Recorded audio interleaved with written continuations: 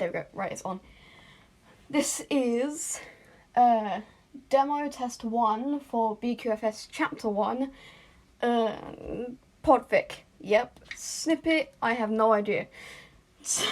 Okay, right, it's on. He runs down the front and out onto the streets. Shops and houses line the sides of each... I'm gonna re-say that. Shops and houses line each side of the street. That sounds a lot better. Living in Masatofu isn't as bad as where he was living before, but it's too packed compared to the red light district. Masatofu is a city located near Shizuoka, known to be the second largest city in Japan. So, knowing this, it's not weird to find a lot of people coming out here for work that they couldn't find over in Shizuoka. That doesn't sound right, because I keep forgetting that bit doesn't go that way. Right,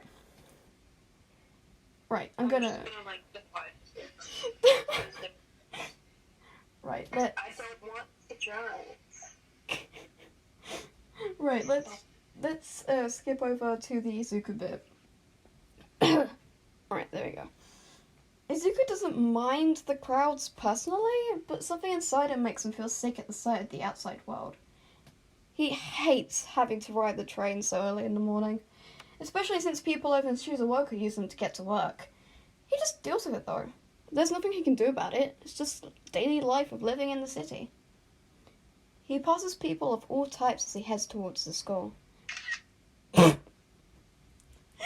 In the corners of his eyes, he spots blonde hair with a lightning strike, another person with purple hair, and a third with white and red hair? If he looks someone straight on, he'll be sick, so he'll deal with focusing on people's bright hair for a distraction. Then in no time, he finds himself standing in front of Aldera Junior High gates. The paint that made it light grey had been chipped off over the years, making it even dingier than it looked already. Teachers lined the walls behind the gate, greeting the students and making sure everyone's uniform was on right. Izuku tries to make himself as invisible as he walks close to people. That made no sense. Let's re-say that. Izuku tries to make himself invisible as he walks close to people. He covers his face with his arms, hoping to not get caught. But Izuku is unlucky, so not only a second later, he's called on by one of the teachers lining the gates. Miss Kusanagi, the student counsellor.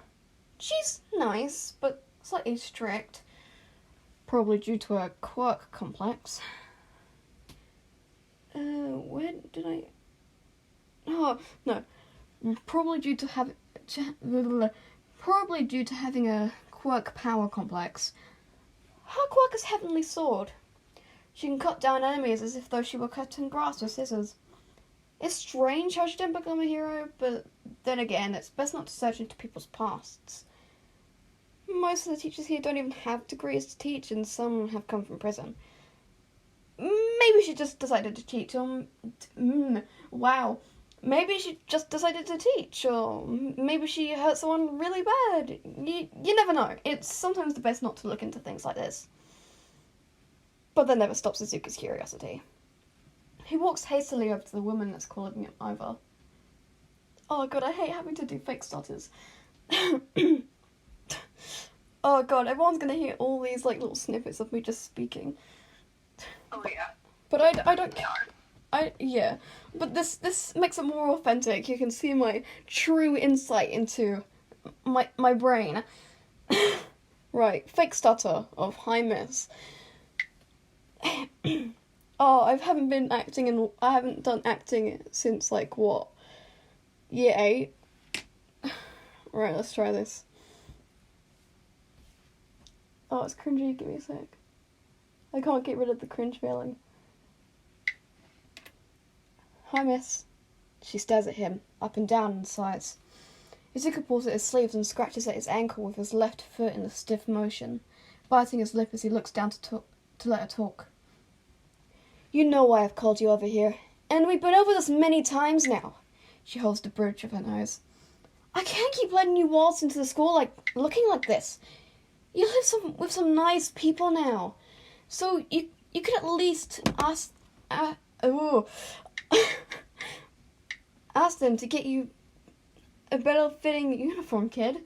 Izuku looks away. He can't feel the pity in her eyes, piercing straight through him. It's not my fault.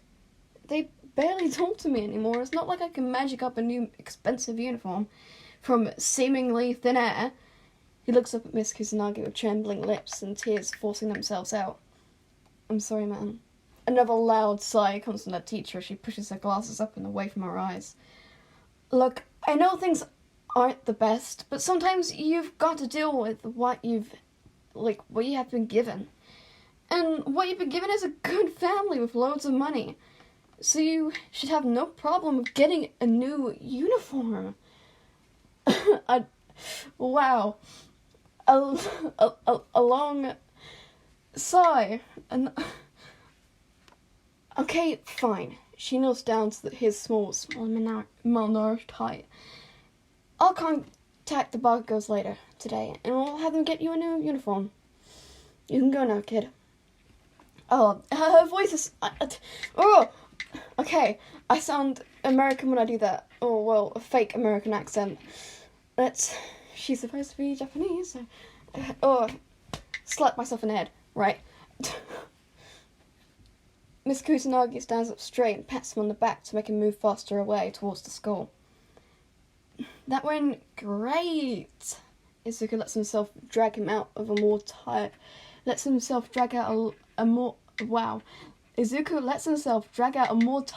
fed up sigh than the one Miss gave out. I was so pathetic. I was about to cry to a teacher about a uniform. A uniform, of all things! His face contorts slowly to replace his upset eyes and mouth with ones of more anger and bitterness. Can today get any worse? In fact, can and does get worse.